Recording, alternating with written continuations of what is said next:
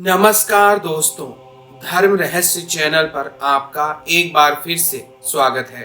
आज दर्शकों के प्रश्न और उत्तर श्रृंखला में कुछ महत्वपूर्ण प्रश्नों को ले रहे हैं जो कि एक साधक ने पूछे हैं। तो सबसे पहले जानते हैं कि कौन है यह प्रश्न। पूर्ण मोक्ष मिलने के बाद किसी को यह महसूस होता है कि हमारा अस्तित्व ही है या नहीं। उनको ब्रह्मांड का सबसे ज्यादा आनंद, सुख, शांति, सुकून, भोग सब प्राप्त हो जाते हैं क्या? पूर्ण मोक्ष मिलने के बाद किसी को कैसा महसूस होता है और पूर्ण मोक्ष मिलने के बाद किसी के साथ क्या होता है, इसके बारे में विस्तार से बताइएगा।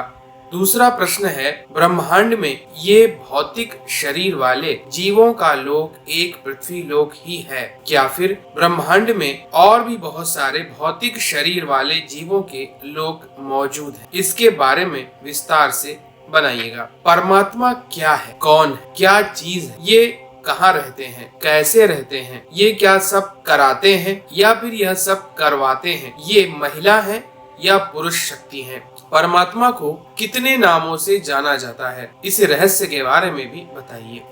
माता पराशक्ति कैसी दिखती हैं, इनका चिंतन कैसे किया जाता है और यह ब्रह्मांड में कहाँ रहती हैं? माता पराशक्ति का साकार स्वरूप कौन सा है? माता और इनके लोक कौन से हैं? आप इन सब विषयों के बारे में मुझे वीडियो के माध्यम से बताइएगा। तो देखिए, यह है आज के प्रश्न। तो सबसे पहले हम महत्वपूर्ण और बड़े प्रश्न से शुरू करते हैं, यानी पहला प्रश्न कि पूर्ण मोक्ष मिलने के बाद कैसा महसूस होता है। तो इसका जो सरल सा अर्थ है वो इस प्रकार है कि जो शरीर है इसे हम बंधनकारी मानते, यानी कि हर एक चीज को लिमिट में करने की ही सामर्थ्य प्रदान करता है। क्योंकि अगर किसी की इच्छा पूरे संसार को देखनी है, उसके लिए आंखें हैं, सुंदर मधुर संगीत सुनना है, उसके लिए कान है, बहुत खुशबू सूंघने की इच्छा है तो नाक दी गई है, सभी प्रकार के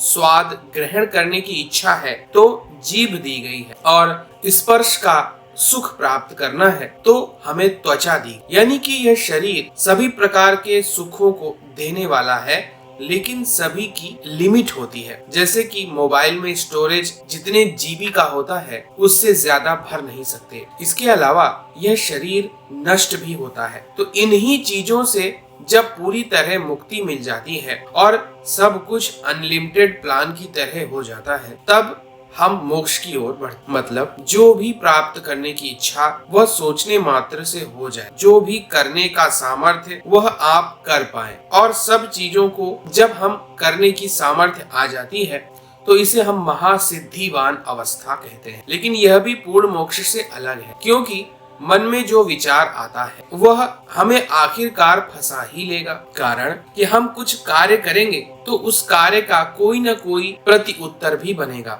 उदाहरण के लिए, अगर मैं कहूँ कि मैं एक पृथ्वी बनाता हूँ और फिर उस पर प्राणियों को पैदा कर देता हूँ, मैं ईश्वर की तरह उनसे कहूँगा कि मेरी पूजा भी करो। अब होगा क्या? उसमें मैंने जो प्राणी उत्पन्न किए वह कुछ मुझे मानेंगे, कुछ मेरे खिलाफ भी हो सकते हैं। जब मैं उन्हें उनके सुख नहीं प्रदान करूंगा, मुझे गाली भी देंगे, मुझे बुरा भला कहेंगे, कुछ तो दूसरे देवताओं की पूजा भी शुरू कर सकते हैं। तो होगा क्या? आखिर मैंने यह कार्य बड़े ही आसानी से शुरू किया था, लेकिन अब यह जटिल होता जा रहा है। ऐसा ही ब्रह्मांड के साथ में भी है। ईश्वर ने ब्रह्मांड को अपने खेल के लिए रचा था। उस तरह जैसे दर्शक मैदान में हो रहे खेलों को देखता है और सारे नियम कानून भी वह वही बनाता है, आनंद प्राप्त करता है, लेकिन जब उसके मन के अनुकूल रिजल्ट नहीं आता है तो दुखी भी होने लगता है। तो यह सारी चीजें महासिद्धिवान अवस्था तक पहुंचाती हैं, लेकिन मोक्ष का अर्थ होता है सब प्रकार से शांत होकर पूरी तरह से शून्य हो जाना, जिसमें केवल आनंद हो, अस्तित्व विहीन हो जाना। आखिर अस्तित्व विहीन होना क्या है? अर्थात सभी प्रकार की जो भी बंधनकारी चीजें हैं उनसे मुक्त होना। इसीलिए ईश्वर परमात्मा शून्य की तरह नजर आता है। उसमें कुछ भी राग, द्वेष, कार्य कुछ भी नहीं, सिर्फ एक आनंद की अवस्था है जिसमें लगातार आनंद है, परम आनंद है, परम सत्या है और हर प्रकार से हर चीज से मुक्ति है। इस चीज को समझना बहुत ही कठिन है और यह बड़ा गंभीर प्रश्न भी है, लेकिन जो लोग साधना और गहराई से उतरते हुए इस रहस्य को धीरे धीरे जानने लगते हैं तो वह सारी बातें समझ आती। पहली अवस्था में तो हम अपने जीवन को जीत पाएं, अपने शरीर को अपने खेलने का स्थान समझें, इसके दुख से दुखी ना हो, इसके कार्यों से हताश ना हो, इसे अपने अनुकूल ढाल सकने की पूरी सामर्थ्य हमारे पास हो। उसके बाद ही हम सिद्धि की ओर बढ़ते हैं।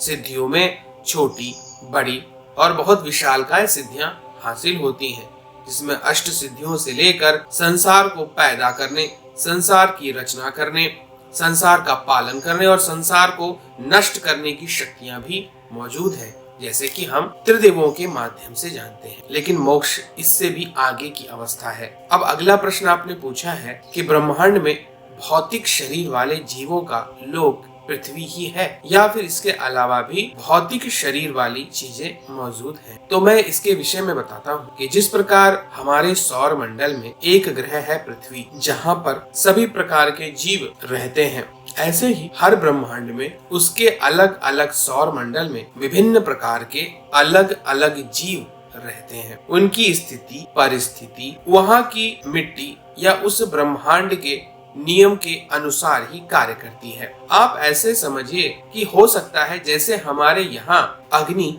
जलाने का काम करती है, वायु सुखाने का काम करती है, जल गीला करने का काम करता है, लेकिन उनके ब्रह्मांड में हो सकता है जल जलाने का काम करे, अग्नि ठंडा करने का काम करे, वायु गीला करने का काम करे, क्योंकि हर ब्रह्मांड की जो परिस्थिति है वह अलग अलग हमें देखने को मिलती है। यह बहुत ही अद्भुत और अलग तरह की बातें हैं और जैसे ब्रह्मांड में हम जन्म लेते हैं उसी के अनुसार हमें वहाँ रहना पड़ता है, क्योंकि शरीर में हम सभी बंधनकारी हैं, यह बात सभी लोग जानते हैं।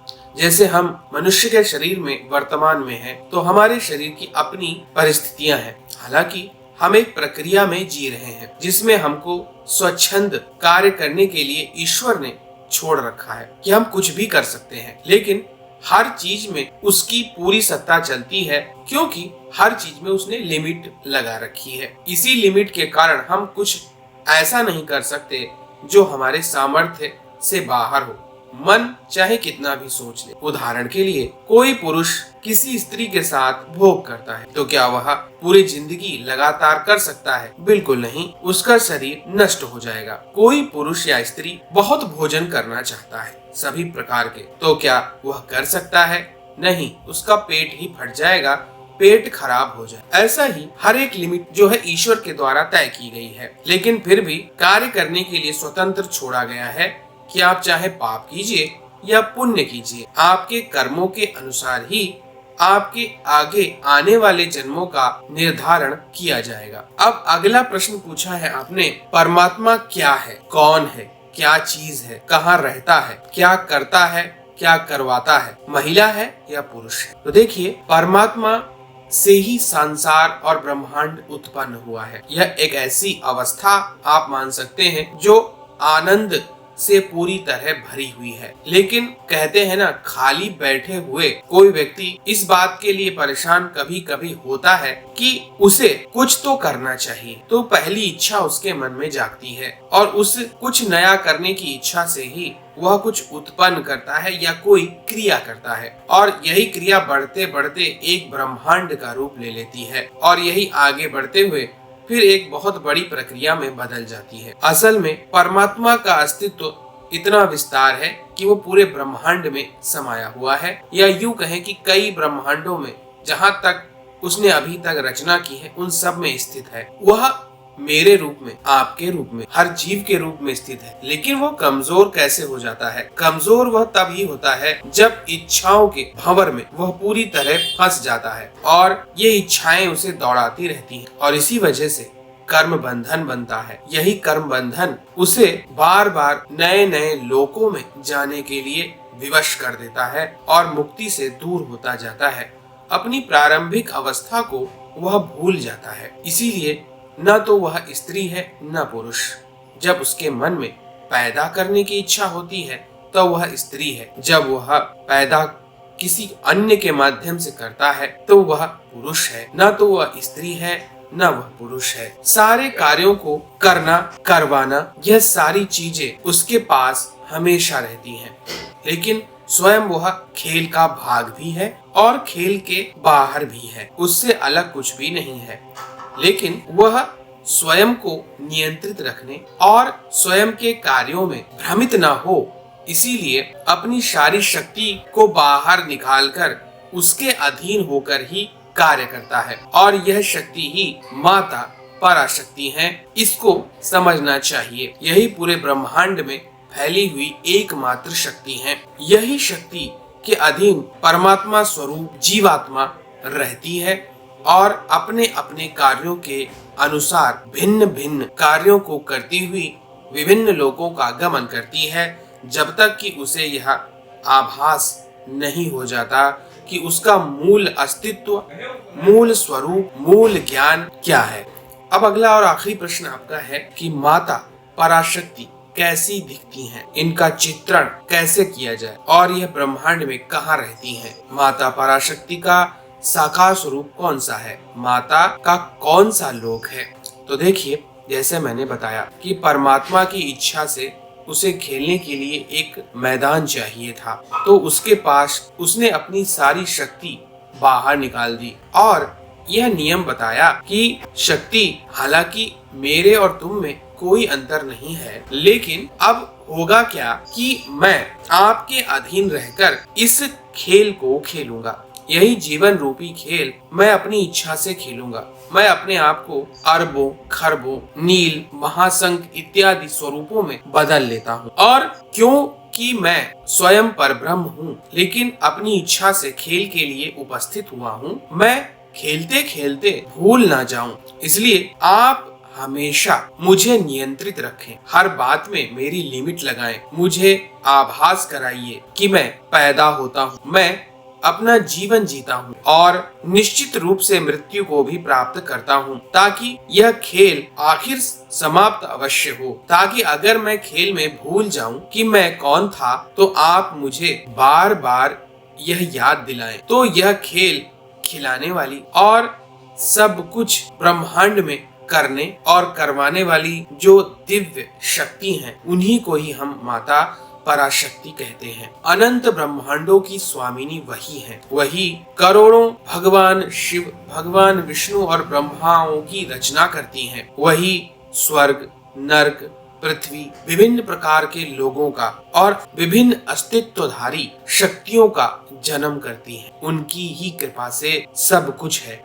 इसीलिए कि कोई उन्हें ना जान पाए, अपने मूल स्वरूप को हमेशा छिपा कर रखती हैं। वो लोग बहुत ज्यादा भाग्यशाली हैं जो सिर्फ उन पराशक्ति के विषय में जानते मात्र हैं। देवी अथर्वशीर्ष में स्पष्ट रूप से यह बात बताई गई है कि सिर्फ उन्हें जानने मात्र से करोड़ों जन्मों के पाप नष्ट हो जाते हैं। उनको लगातार जो जीवन भर भजता है, उसके जीवन से सब कुछ बिल्कुल बुरी तरह से नष्ट हो जाता है। जो भी उनका बुरा कर्म है, बुरा प्रभाव है, बुरे ग्रहों का असर है, कारण क्योंकि सब कुछ करने वाली वही है। उन्होंने ही आपको इस जीवन को दिया है, इस खेल की रचना की है, जो कि आपने जन्म लेने से पहले वादे के हिसाब से आपने यहाँ पर शुरू किया था।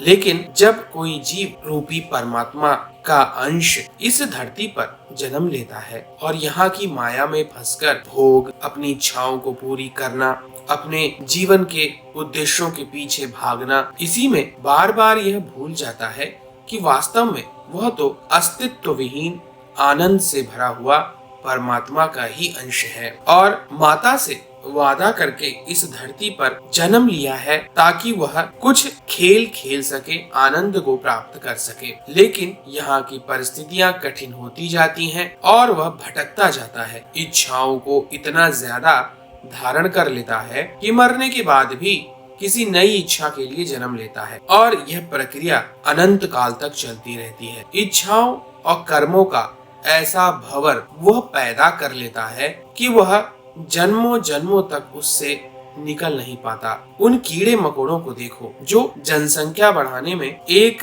ही बरसात में अरबों की संख्या में हो जाते हैं और गर्मी पड़ते ही सभी नष्ट हो जाते हैं। भोग की इतनी तीव्र इच्छा, प्रजनन की इतनी बड़ी शक्ति कि एक ही मौसम में उनकी संख्या अरबों में हो जाती है, यानी उनके अंदर अरबों इच्छाएं मौजूद हैं। इसी प्रकार मनुष्य भी है, लेकिन मनुष्य जब तक माता पराशक्ति की भक्ति नहीं करेगा, परमात्मा की भक्ति में लीन नहीं होगा, वह बार बार यह भूल जाएगा। और यही याद दिलाने का कार्य एक गुरु का होता है। एक गुरु ही अपने शिष्यों को यह समझाता है कि आप यह बात को समझें कि आप कौन हैं।